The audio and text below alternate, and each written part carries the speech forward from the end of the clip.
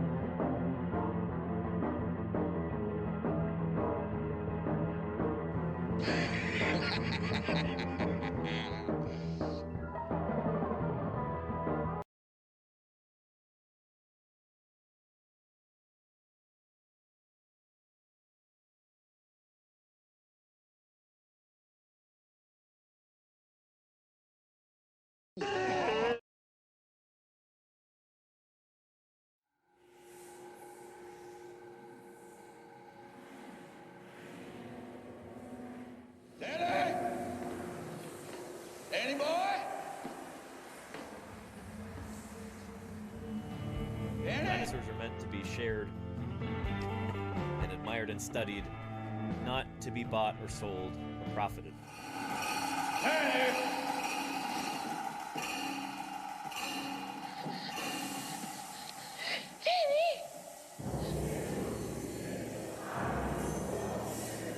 This majestic masterpiece, who is 67 million years old, is the king of the dinosaurs and is our final lot for this evening.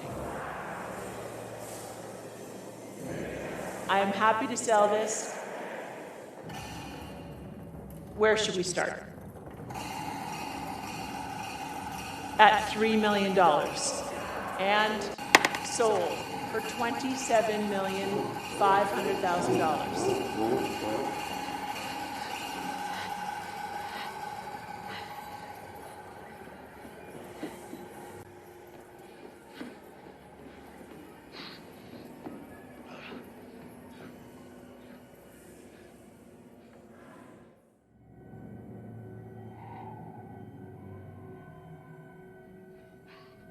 Extraordinary. You're going to help us learn more about Utah Raptor and support real paleontological research. Here, as part of this scientific pursuit, this is the highest ambitions that mankind has.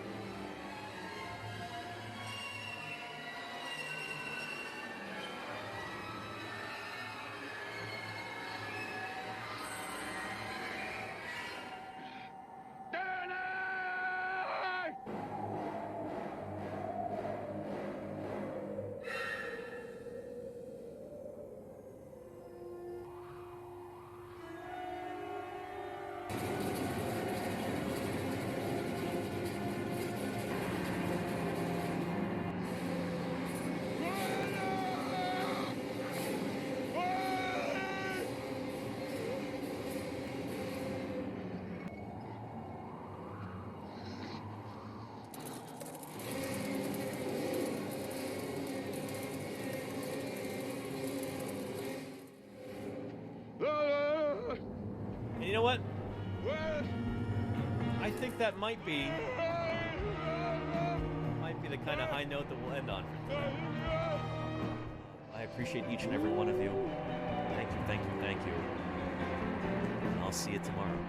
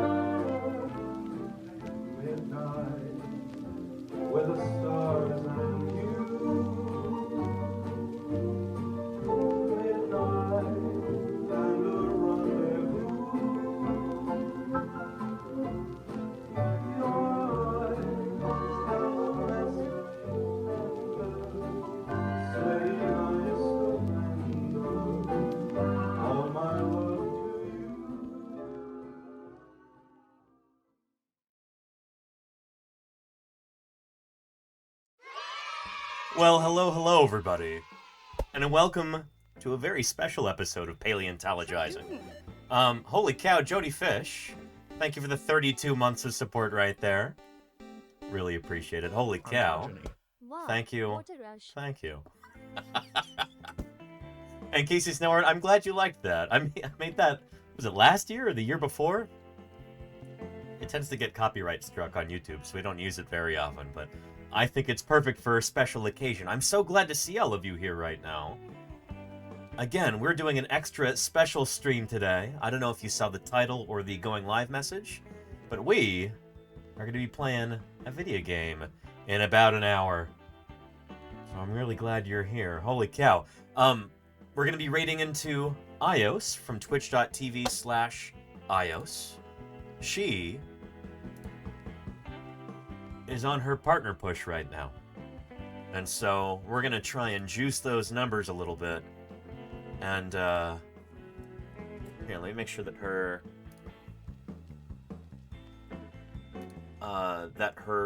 title is clickable. But yeah, Ios is the reason I'm on Twitch. I hadn't really heard of this platform before I met her. She introduced me to it. And, let's see. Hold down. And there we go. Yeah. We're going to be playing the new Indiana Jones game. I believe it's called Indiana Jones and the Big Circle. I've heard good things about it. Before we get to that, though, we're going to be talking about the real-life inspiration for the fictional character of Indiana Jones. We're going to be talking about Roy Chapman Andrews, who is a famous explorer in the early part of the 20th century, helped discover a myriad of different dinosaurs. Some of your favorites, like Velociraptor, were discovered during the Central Asiatic expeditions. We'll be talking a bit about that. And, yeah, but first off, we're getting an interruption here from Sweetie Pie. Sweetie, it doesn't matter what time of the day I'm streaming. As soon as you hear me start, you rush over. That is really funny. How are you doing, Sweetie Pie? Yeah. Anyway, if it's anybody's very first time here, then welcome to Paleontologizing. Let me introduce myself. Where are my manners? My name is Danny Anduza. I'm a dinosaur paleontologist. I'm here on Twitch trying to do some good old-fashioned science outreach. As a paleontologist, I study fossils. Dinosaur fossils in particular, hence dinosaur paleontologist. But, yeah, dinosaurs are what I study, what I publish on in scientific journals, and what I dig up during the summers, like I've been doing for the past 3 years here on Twitch, live streaming dinosaur digs during the summer. This is my full-time job, believe it or not. This is how I make my living. It's doing science outreach full-time, answering people's questions, exploring the history of life on Earth with whoever cares to listen, trying to give you an inside peek into how fossil science works. So I'm glad you're here. And if you've got any questions at all about natural history, about the fossil record, about extinction or evolution, or dinosaurs in particular, because that's what I study, or about the nature of science in general, don't be shy with those questions. I'm here to answer them for you. So, welcome. But first, I think we've got to appease this feline here. She's one of my landlords, and, gotta make sure that she is well compensated if I want to continue living here. So, Sweetie Pie, would you like some treats? Would you like that? Yeah. Let's do it. Ooh, here we go. Yeah. Look. There they are. Eat them up. Yeah, dental treats. Good stuff.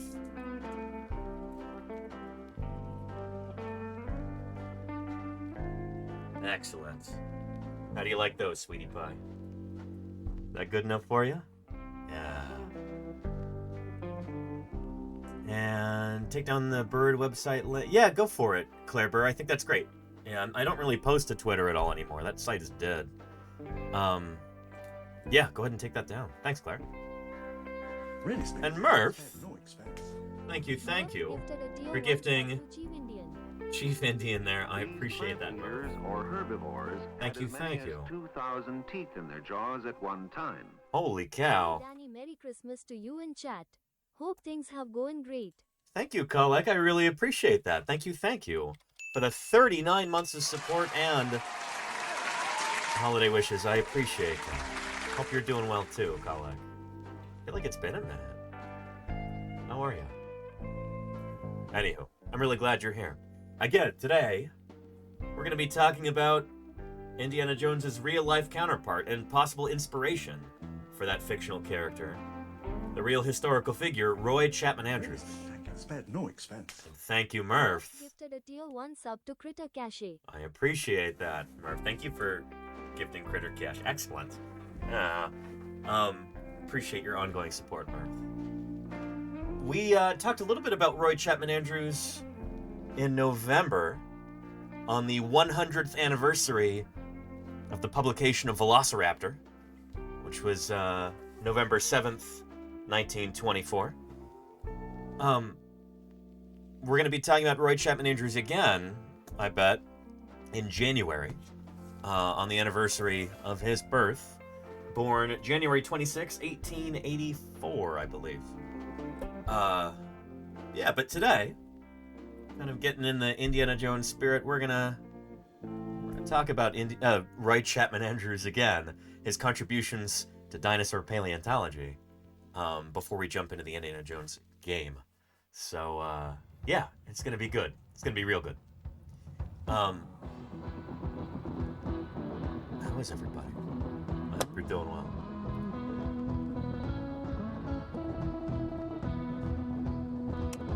Let's see here.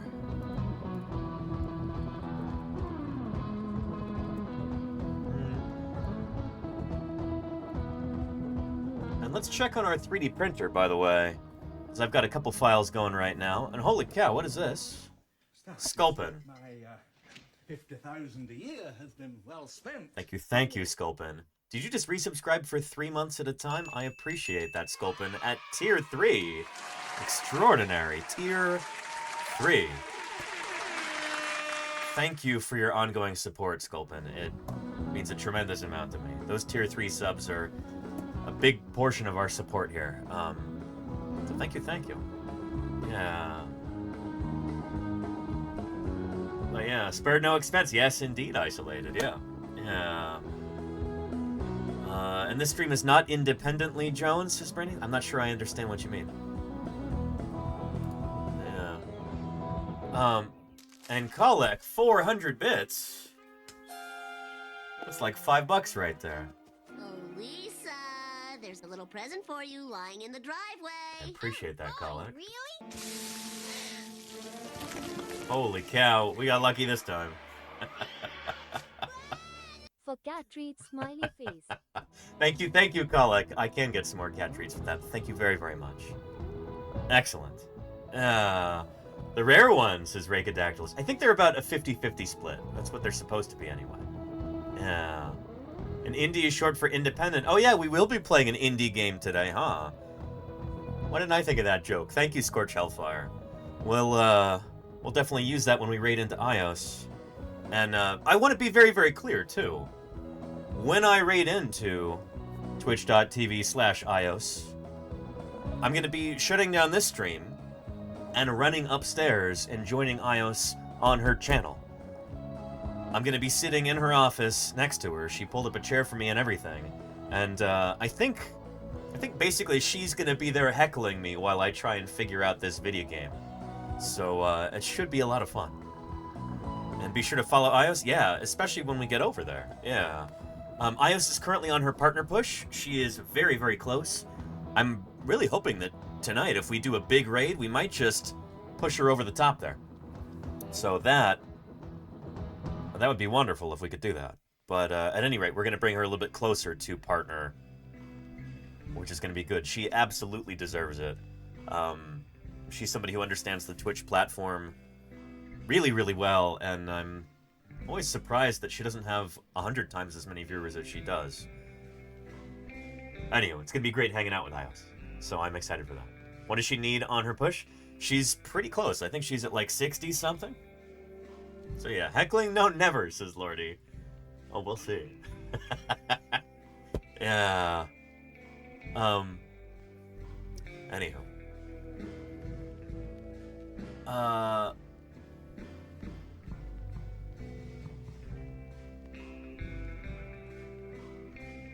Let's see. Take a look at this right here. New at 6 tonight, these items are very... Oh, and hang on. Bette Medler, thank you for the 29 months of support. Ontogeny. Thank Video you. game stream. You were Yes, playing indeed. a paleontologist simulator game the very first time I tuned in. That must have been a good while ago, Bette Medler. Thank you for the 29 months of support. It's almost a whole year, isn't it? Thank you, Bette Medler. Appreciate you. We'll be getting into the game in a little bit, but first, let's set the stage. Let's talk about the real-life inspiration for the fictional character of Indiana Jones. rare and very old, and now they're up for auction in Sarasota. But the man who collected them, he's the real story. Dr. Roy Chapman Andrews is said to have been the inspiration behind the Indiana Jones character.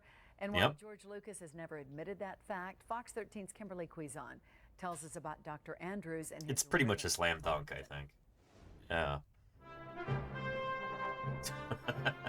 He was an explorer, paleontologist. Dr. Roy Chapman Andrews juggled many different titles in his lifetime. Collector and director of the American Museum of Natural History. And as legend would have it, the inspiration for Hollywood's Indiana Jones. He was maintenance at night. He was cleaning the museum, and 11 years His later, origin story is actually really director of cool. The American Museum of Natural History. Andrew Ford with Sarasota State Auction can tell you all about this real-life Indiana Jones. He recently bought Dr. Andrews' collection for 6 digits. Items from the Song Dynasty, Ming Dynasty, several items from the Qing Dynasty. Ford and his crew went to California to retrieve truckloads of relics. Many hadn't been touched in more than 30 years. Yeah, so Roy Chapman Andrews died in, I think, Los Angeles or somewhere in Southern California in 1960.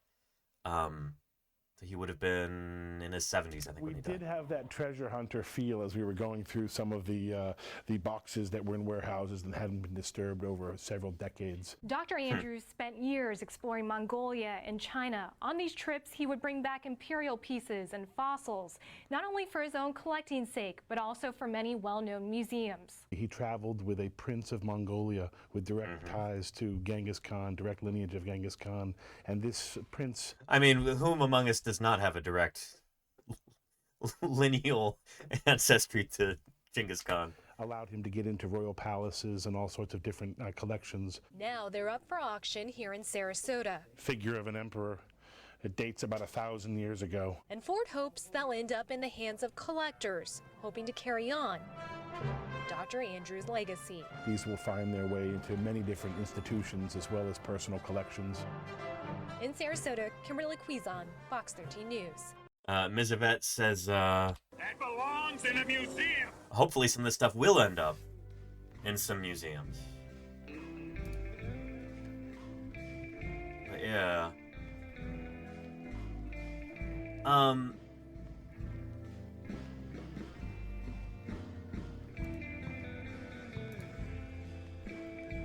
This is from 2 months ago? What is this?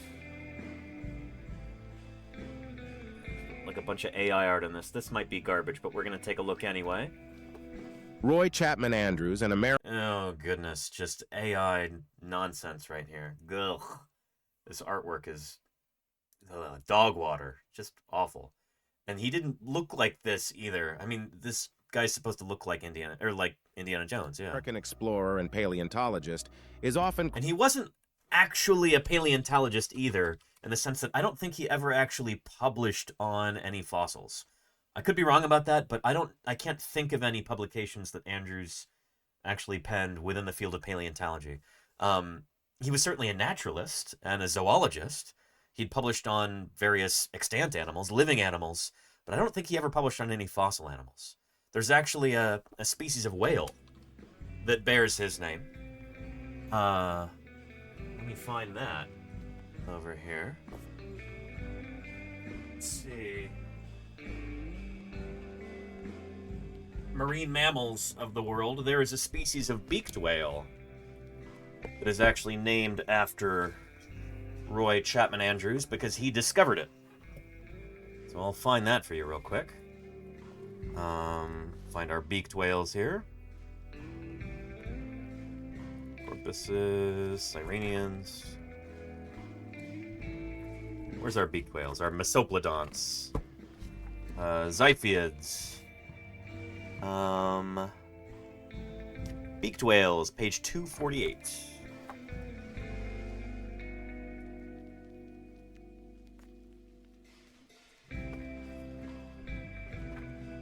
The beaked whales are some of the lesser-known whales. They tend to be pretty small, pretty elusive. These are my favorite living whales because they remind me of fossil animals. And for many of these, they've never actually been observed alive.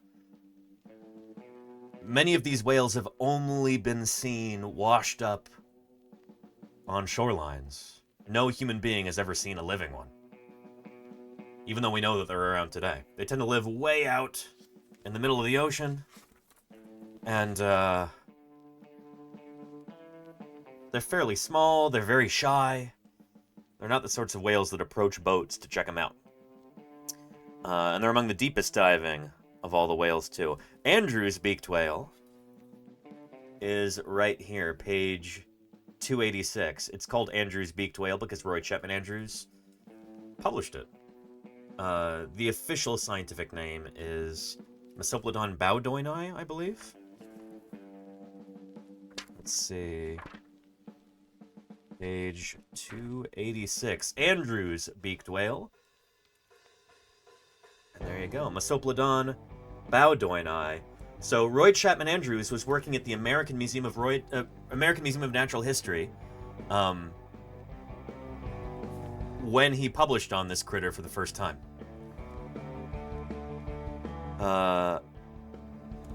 Let's see. This is a poorly known mesoplodon. Probably is a southern circumpolar distribution north of the Atlantic convergence. We don't even know where this whale can be found. It's so elusive. There are scarcely more than 35 records of its occurrence, all of them consisting of stranded carcasses found mostly in New Zealand and Australia.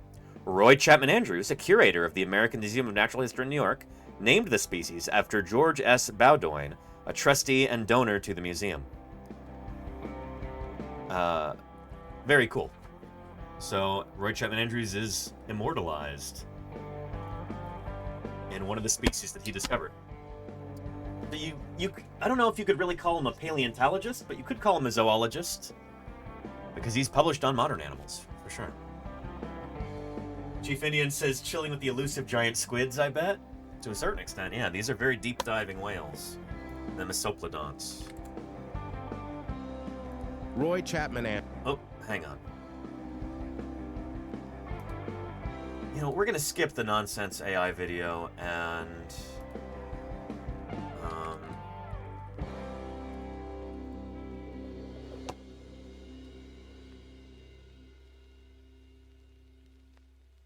Here, let's see if...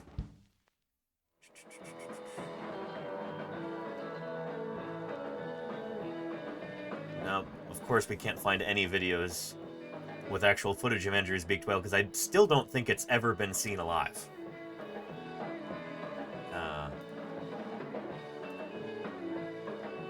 But here, take a look at this. The reason why Roy Chapman Andrews is famous is because of these almost legendary American expeditions into Mongolia in the 1920s. Take a look. This is really cool in that it's an interactive video, so it's you can scroll around like this, focus on different things. The Gobi Desert is a vast place. It occupies 500,000 square miles, one of the largest deserts in the world. Yep. The Gobi is also one of the few great large areas that's a real treasure for dinosaurs, early mammals, and other forms of prehistoric life. There's Overaptor right there. The Central Asiatic expeditions, headed by Roy Chapman Andrews from the There he is right there. Museum of Natural History, occurred between 1922 and 1930. Roy Chapman Andrews was one of the most famous explorers in the museum's history. Roy was the leader, he was the organizer, he was the fundraiser.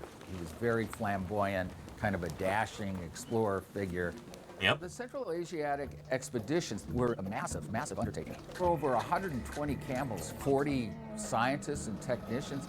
It was the first time that an expedition extensively used motor cars. So it was a very elaborate and a highly organized effort.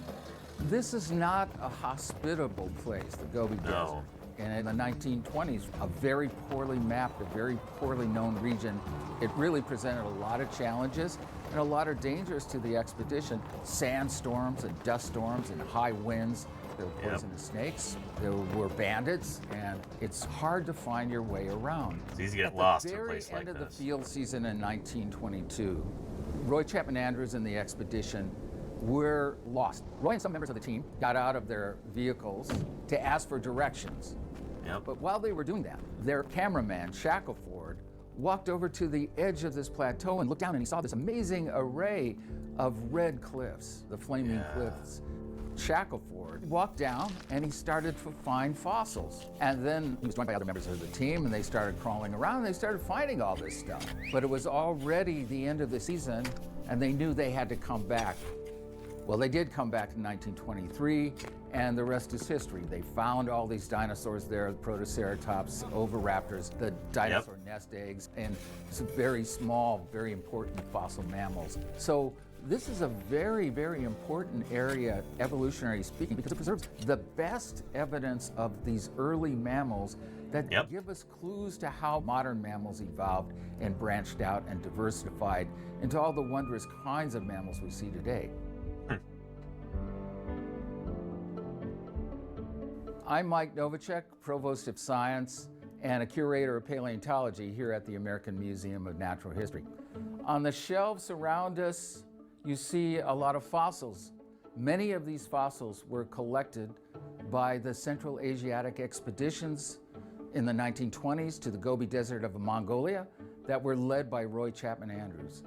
And the important thing about these specimens is that we are still making discoveries about them. There's Protoceratops right there. So even specimens that were discovered many, many years ago are still inspiring new and original work in the science of paleontology. Yep. Anybody recognize this critter? Oh. Excellent stuff from the American Museum of Natural History right there. So this was the museum that that Roy Chapman Andrews dreamed of working at. There's a... Well, here, I'll tell you that story after we watch another clip here.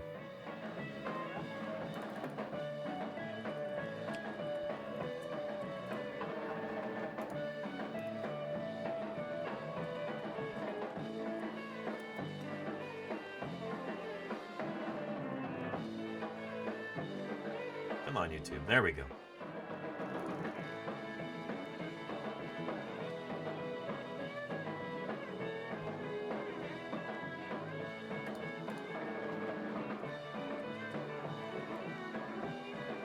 Okay, here we are.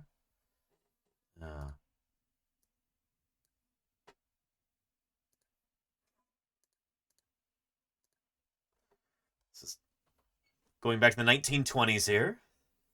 The Lost World, famous film.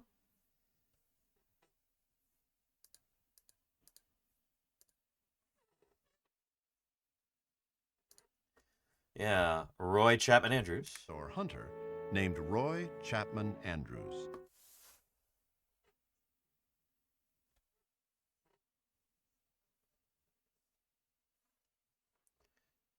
Knows that he had a big culture of the 20s. Anyone who's seen images of him knows that he had a big impact on sort of popular culture of the 20s and 30s. He may have been some of the inspiration even for Indiana Jones in the sense that, you know, he wore a fedora, he always carried a six-gun. 1,000 bits can make a wonderful difference in promoting the appreciation and understanding of fossil science here on Twitch.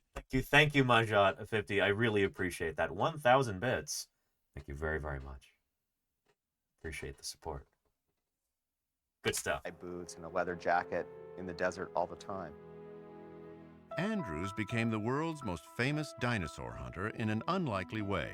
Yep. He really wanted to work at the American Museum of Natural History in New York, but which is today still one of the greatest dinosaur museums on the planet.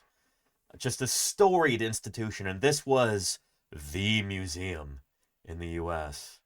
at the time, or at least one of the. It's right up there with the Field Museum in Chicago, the Carnegie Museum in Pittsburgh, the Smithsonian.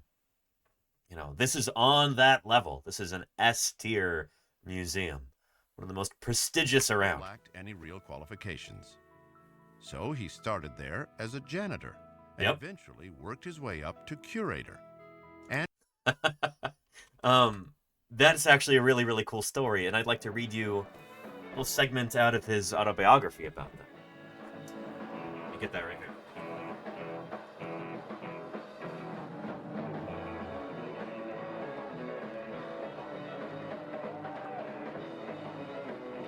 His autobiography is called Under a Lucky Star. It was published in 1943. Under a Lucky Star, A Lifetime of Adventure by Roy Chapman Andrews.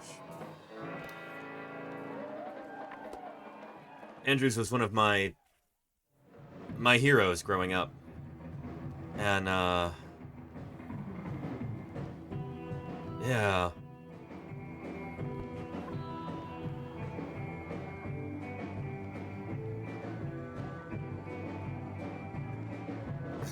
There's some parts of his schooling that I can relate to here. Here we go. Just going to read you a few excerpts. He says, I didn't do a very good job in college so far as studies were concerned, except in literature and science. Those things came easy, and I loved them. But most of the other subjects bored me exceedingly, and I worked just hard enough to get medium grades. But I did a lot of other things, particularly in athletics and social activities. It was unfortunate to me that Beloit College in Beloit, Wisconsin, was a coeducational institution. There were too many pretty girls, and I could never stay away from them. As a result, I wasted a lot of time. After that, after going to college,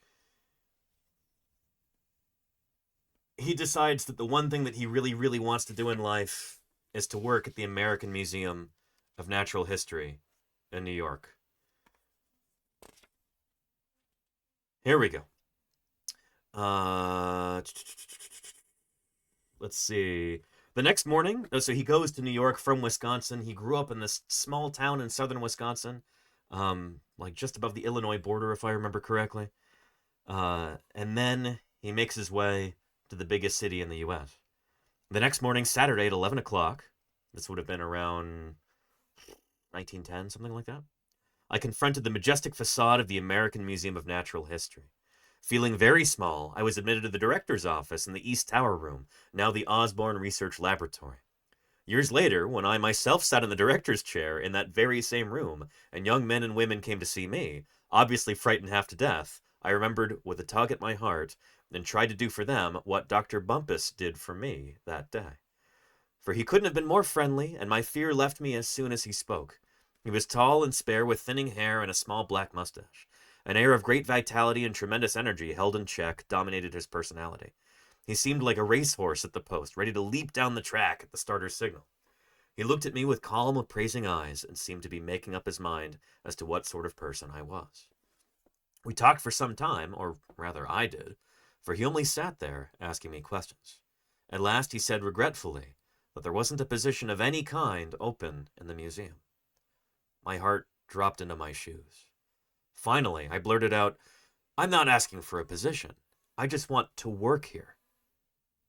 You have to have someone to clean the floors. Couldn't I do that? But, he said, a man with a college education doesn't want to clean floors. No, I said, not just any floors. The museum floors are different. I'll clean them and love it if you'll let me. His face lighted with a smile. If that's the way you feel about it, I'll give you a chance. You'll get $40 a month. You can start in the Department of Taxidermy with James L. Clark.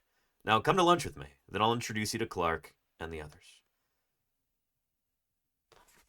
that is how he got started.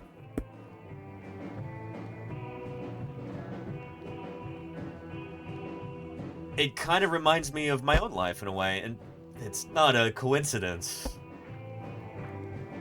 I took inspiration from that. When I was just starting off in high school, I really wanted to work at the University of California Museum of Paleontology. It's down the road from me now in Berkeley.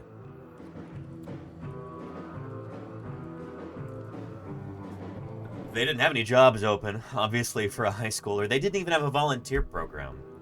But I cold emailed some of the people that I had kind of briefly met there before. I didn't know what dinosaurs is all about until these boys come. Executive Storm. Thank you for the 52 months of support. I really appreciate that, Executive Storm. It's great to see you. Thanks for keeping me online for that long. Tremendous. I knew that they didn't have a volunteer program because I had asked. I knew that they wouldn't have any jobs for a high schooler. So I just emailed them. I said, hey, can I sweep the floors? Can I take out the trash? Can I dust the fossils? Is there anything that I can do? I'll be happy sweeping the floors. After all, they're the museum's floors.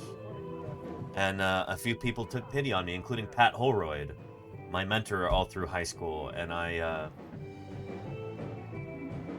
will forever be indebted to Pat's generosity. I was able to work there all through high school. Here's me putting a replacement hand claw on the Tyrannosaurus skeleton in the UCMP lobby.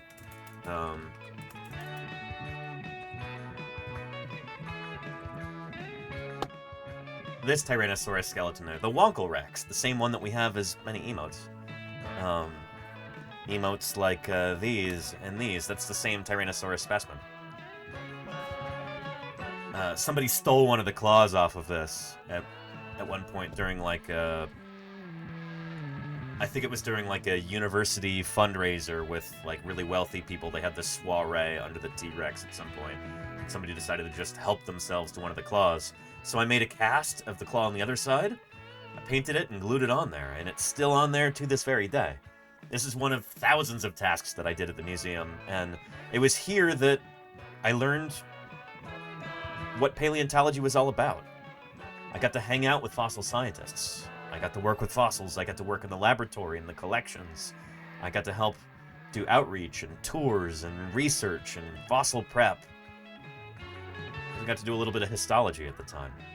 Soldiers and their weapons would be powerless before the onslaught of the beast. What?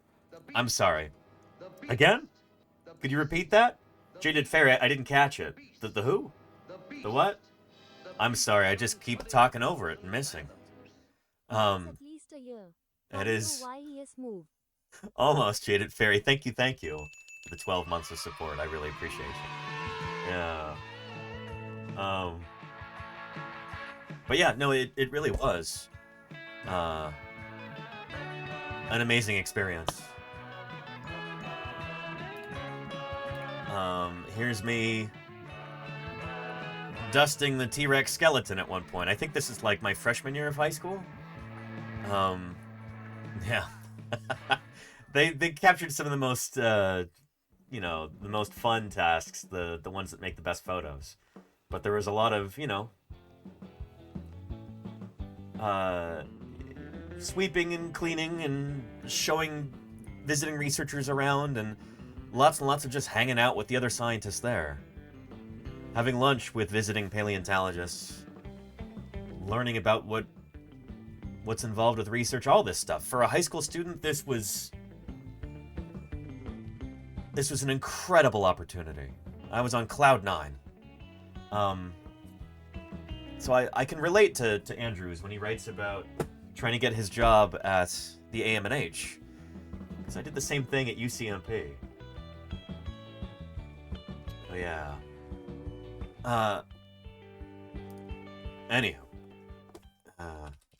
Hunter in an unlikely way.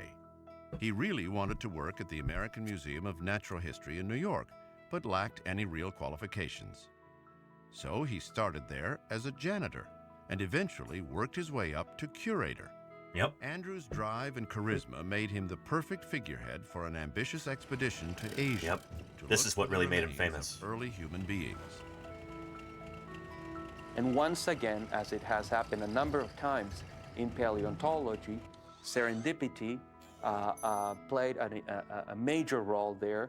And they didn't find any remains of early humans, but they found some tremendous dinosaur remains. Some fossils that completely changed, once again, the history of dinosaur paleontology. The discovery of dinosaurs in Europe, Africa, America, and now China had a powerful effect on the general public. People were amazed that these incredible creatures had once roamed the entire world. The museum's trips to China and Mongolia became known as the Central Asiatic Expeditions. Claire Burr says this was the first motorized archaeological expedition, right? It wasn't an archaeological expedition. It was supposed to be a paleoanthropological expedition. They were originally looking for the remains of ancient humans because they thought that the origin of humanity was to be found in that part of Asia. They were following some kind of scanty remains. Turns out that human beings first evolved in Africa, so they had the wrong continent. But they ended up finding a treasure trove of dinosaur fossils and the fossils of ancient mammals, and it ended up being extraordinarily important from a scientific standpoint, and it was headline news all over the world. This was the largest overland expedition to ever leave the United States, and the first major expedition like this to ever use motor cars, like Claire Burr was alluding to. So it was an enormous gamble, and it paid off. During the trek in 1923, Andrews' expedition became renowned for discovering a nest of eggs, thought to be those of a Protoceratops. Yep. However, Roy Chapman Andrews really wasn't a great scientist, and that everyone credits him with these great dinosaur discoveries. He was a wonderful expedition leader, but he actually never even published a single paper on dinosaurs themselves. There you go. So he's not a paleontologist. Was a man named Walter Granger. Yep. Was in the Department of Paleontology here at the American Museum, and he really was a scientist, and he actually is the one who I think should be credited with the great scientific successes of the Central Asiatic expeditions. Yep. What Andrews lacked in scientific expertise, he made up for in another important aspect of museum survival: fundraising. Because these things are very expensive. The Central Asiatic expeditions in the 1920s, when you look at the costs, they're quite impressive. We're talking about hundreds of thousands of dollars. The first expedition that used a whole fleet of motor cars in combination with 100 camels is a pretty dramatic affair. So he knew how to do that, and he knew how to promote an expedition who raised them. $700,000. That's in 1925 money. Convert $700,000 in 1925 money to current day. Yeah. So here we go. $700,000 in 1925 is equivalent in purchasing power to about $12,619,000 in today's money. $12 million. That's a good chunk of change. The museum didn't have that kind of money. That money came from Roy Chapman Andrews, not because he was wealthy, because he wasn't. He came from like a lower middle class background in rural Wisconsin. The way that he was able to come up with that kind of scratch was by going around New York City to all of these wealthy industrialists and, people with way too much money. And he went to them individually. And he said, hey, the newest, hottest thing in philanthropy is scientific expeditions. Everybody who's anybody is donating money to these big scientific expeditions. And once he got one person on board, he made it the fashionable thing to do for wealthy people was to open up their checkbooks and write massive checks to the American Museum of Natural History to fund this work. He was a persuasive guy. And that's eventually how he became director of the museum. Even though he was not a first-rate scientist, he was an excellent administrator and a brilliant fundraiser. And I think part of that was just his whole kind of look. He embodied the early 20th century explorer archetype in a way that I don't think anybody else ever has. This is how he became the inspiration for Indiana Jones, presumably. You know? And you see that here. We just, do a Google image search for Roy Chapman Andrews, and you get these side-by-sides like this. You know? Andrews had, like the fictional character Indiana Jones, it had many swashbuckling adventures on multiple continents. Hacking his way through the jungles of Southeast Asia, coming face to face with deadly snakes. He had a fear of snakes, just like Indy. That might be where that comes from. Encounters with bandits, shootouts with brigands and with... We don't actually know what he did in the Second World War, but because of his familiarity with Eastern Asia, it's generally thought that he was a spy for the U.S. in China during that time, trying to fight against the Japanese. He was a really interesting guy, larger than life in a lot of ways. Here he is holding some of those oviraptor eggs right there. And there's a famous picture of him. This is the same one that's on the cover of his most famous biography. Right here. Dragon Hunter is what it's called, by Charles Gallenkamp. Excellent biography. Well-researched, well-written, really engaging prose. It's good stuff. Oh, yeah. Asp, Cindy. Very dangerous. You go first, says Ming Merciless. Welcome to Paleontologizing. It's good to have you here. We're taking a minute to talk about the real-life inspiration for Indiana Jones before we go play that game with iOS. The new Indiana Jones game. Here, take a look at this. Indiana Jones. From the picture you can see here, you might mistake Roy Chapman Andrews for Indiana Jones. In fact, Yeah. Andrews' life is something like that of an Indiana Jones movie, but without the Nazis. Not surprisingly, since it has been widely speculated that he was the man who Indiana Jones was based on. Although no one associated with the movies has officially confirmed this, and it's thought by many that the link is indirect, with Andrews providing the model for many portrayals of adventurers in the 1940s and 1950s movies, which in turn influenced Lucas in his creation of the character of Indiana Jones. I think that's a really good take. I think the inspiration there is not 100% direct. It's just Roy Chapman Andrews basically was this archetype. When George Lucas and Steven Spielberg were coming up with this fictional character, they had a certain aesthetic that they were going to, and they were going for rather. And that was Roy Chapman Andrews. He helped establish this archetype in the first place. If there's one person who really embodies the that archetype of, like, the guy kind of digging for buried treasure, wide-brimmed hat, khaki shirt, leather jacket, 6-gun on his hip, all that stuff, that was Roy Chapman Andrews. Yeah. Born in 1884 in Beloit, Wisconsin, Andrews' fascination with the natural world started at a young age. In This Business of Exploring, Andrews later wrote, I need to get that book, actually. To be an explorer. There was never any decision to make. I couldn't do anything else and be happy.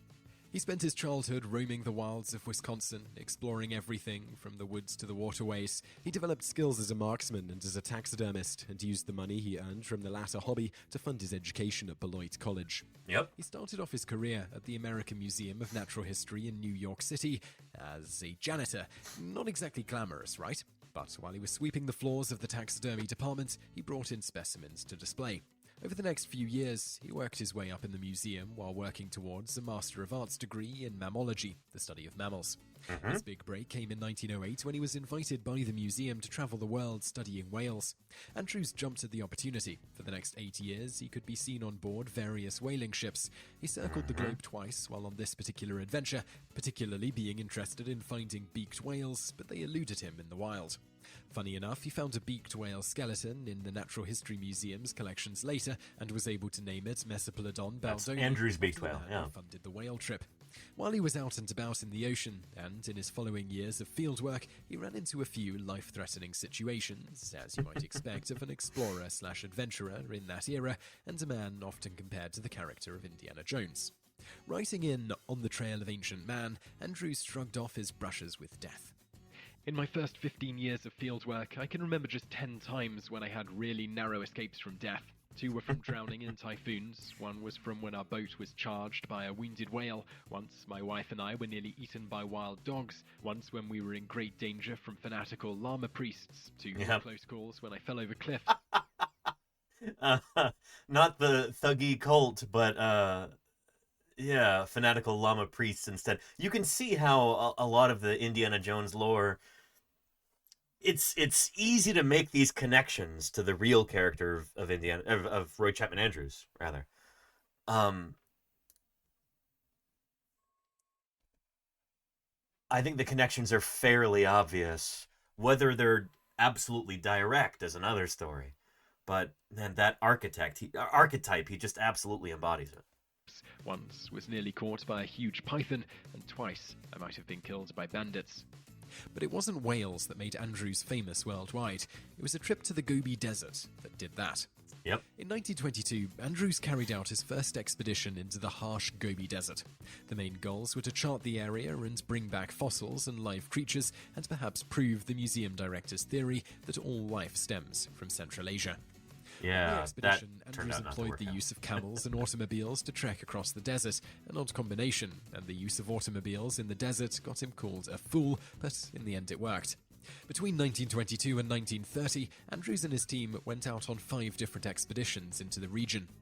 In the Gobi Desert, while his paleontologist used a camel hair brush, Andrews hacked away with a pickaxe, but his scientific cowboy methods worked in this instance. His team found a treasure trove of large and small dinosaur fossils, the skull of an early mammal, and most significantly, a nest of dinosaur eggs, the first ever found. Previous to the dinosaur egg find, scientists had correctly theorized. So these weren't technically the first dinosaur eggs ever discovered. There were dinosaur eggs found in France back in the late 1800s, I think. I want to say like 1890s. But they weren't really heavily studied. Not many people really knew about them. And likewise, there are dinosaur eggshell fragments reported from northern Montana way back in like 1903 in Scientific American magazine. But nobody really made a big deal out of those either. These were the first beautiful dinosaur eggs arranged in a nest found anywhere in the world. And being kind of a publicity hound, Roy Chapman Andrews kind of ensured that everybody knew about this. He very wisely took along a bunch of photographic equipment, photographers, and movie cameras on the expeditions. And there were famous film reels. There were, movie reels like this that were shown in 1920s movie theaters all around the world. So he was quite the celebrity, and he helped get people jazzed about science. Theorized that dinosaurs hatched from eggs because they were reptiles. However, this was the first time that they had solid proof that this was the case. Because of this, the find was hugely significant in providing knowledge about how the dinosaurs' life cycles began. In all, the exhibition recovered 25 dinosaur eggs and brought them safely back to the museum. Chapman ended up selling one in auction in order to help fund additional trips. Roy Chapman Andrews. Don't call him Chapman. It's nice that somebody made this video, but it's like, learn your subject a little bit better first. The egg sold for $5,000, about $64,700 today, to one Mr. Colgate, but the auction also helped to accumulate over $50,000 in donations. People wanted to see what other natural history had been hiding in the Gobi Desert for centuries. Yep. Discovering new species of dinosaurs and dinosaur nests weren't the only adventures that Andrews and his team had. In one notable instance, Andrews was carefully making his way down a steep winding road when he saw a group of bandits waiting for him at the bottom of the hill. The bandits were on horseback and wielding rifles. Andrews couldn't go back up the slope. There was no room to turn around, but letting the bandits take what they wanted was unacceptable, as he'd just come back from a supply run. So what did Andrews do? What do you think he did, chat? What do you do? There's a group of bandits at the bottom of the hill. You can't turn around. There's not enough room to turn around. You can't let them take what they want. That'll jeopardize the success of the expedition. So what do you do? In true Indiana Jones form, he decided the best course of action was to plow straight through the rifle-carrying men at great speed. Yep. The bandits' horses panicked. 3 of them bolted off with their riders barely hanging on, unable to reach for their guns. A 4th remained, and Andrews sidled up next to it, pulled out his gun, and shot at the rider's hat as he scurried after his fellows.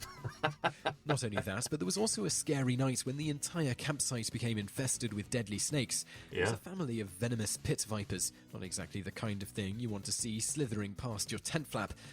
And so it's this sort of story that you could easily picture inspiring Indiana Jones' fear of snakes, you know? After someone raised the alarm, the team set to work ridding the campsite of the creatures. They killed 47 in all. Killed them all? As for Andrews, at the end of the evening, he accidentally trod on a long, soft something near his bed and screamed. It turned out to be a coil of rope rather than a snake. There are similar gags in the Indiana Jones films like this, too, you know? It was the first whacking day. Oh no, Mayor of Space. No, that was Jebediah Springfield. Anyhow. Luckily for the expedition, everyone emerged in the morning unscathed, other than perhaps Andrews' hurt pride, because the cool temperatures meant the snakes weren't at the top of their game. Unfortunately, in 1930, the Gobi Desert was closed off to Andrews. The Great Depression made it difficult to raise the funds necessary for such a trip, and the area had recently been overrun by communism, meaning Western visitors were generally unwelcome. That wasn't the end for Andrews, though. In 1934, he became the director of the American Museum of Natural History, quite the step up from the janitor he was back in 1906. He also served as the president of the Explorers Club in New York from 1931 to 1934, originally joining in 1908. He retired in 1942 and lived in California until his death in 1960. So I really hope you... There you go. I'll give you a link to this video too. We will be raiding into Ios in just a few minutes here.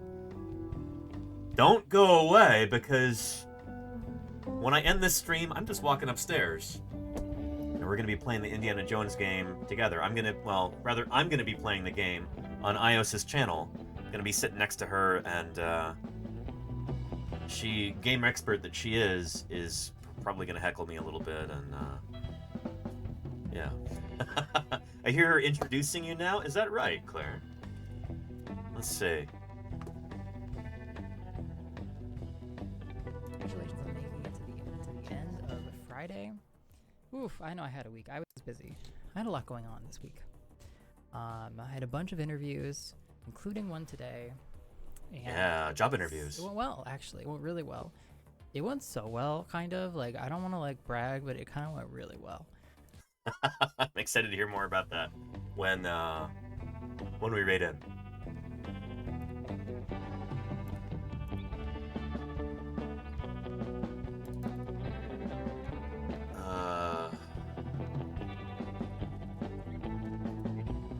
Here we go.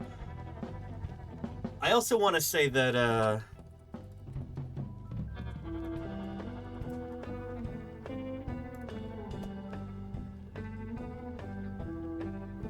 for anybody interested in Roy Chapman Andrews, there is a Roy Chapman Andrews Society, of which I am recently a member.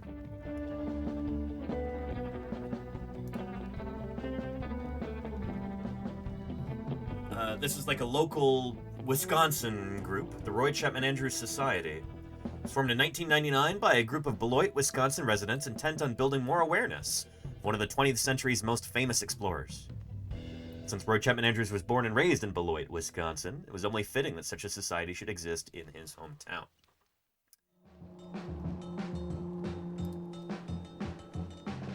I don't know if they have my name up on the site yet.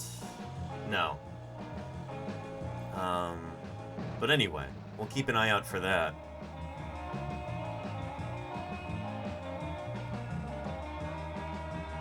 But they've got a number of distinguished explorers they have honored in the past, in all these various years, including Phil Currie, world-famous Canadian dinosaur paleontologist, and Neil Shubin, fish paleontologist, and author and star of Your Inner Fish. Michael Novacek was in 2003, who's written one of my very, very favorite books on paleontology. So yeah, I'm proud to be part of that group. You become part of it by, you know, paying dues and help support the organization, and it's pretty cool. So yeah. Do they do a look-alike competition, says PSX29? I don't think they do, no. Yeah. The kind of animal that I wanted. But let's quickly find...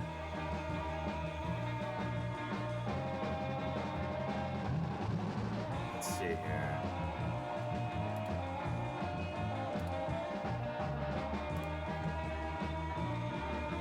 Here we go. Filled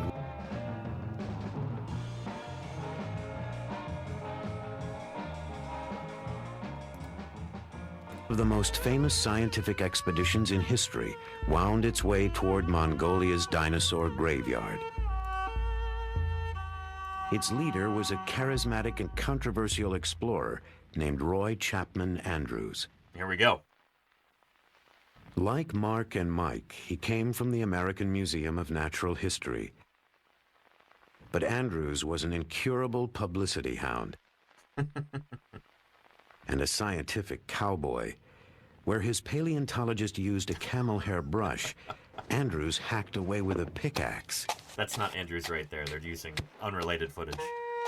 But he found one of the richest dinosaur boneyards in the world. And hello to you at Desolate Eden. Hello, hello. He returned with a spectacular collection of fossils and a library of stunning film images.